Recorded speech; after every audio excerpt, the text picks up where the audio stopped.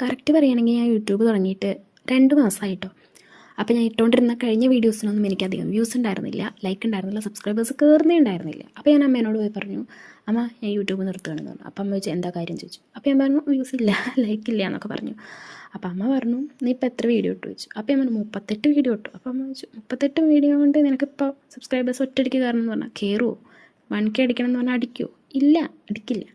അപ്പോൾ അമ്മ പറഞ്ഞു സക്സസ് എന്ന് പറയുന്നത് ഹാർഡ് വർക്ക് ചെയ്തിട്ടുള്ള ഒരാൾക്കുള്ളതാണ്.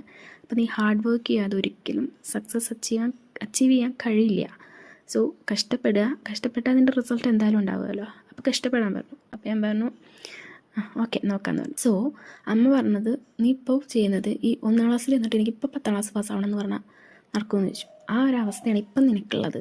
സോ നീ എൻജോയ് ചെയ്ത് ഇപ്പോൾ വീഡിയോ ഇട്ട് പോവുക, സബ്സ്ക്രൈബേഴ്സൊക്കെ കയറുകയാണെങ്കിൽ കയറട്ടെ അങ്ങനെ.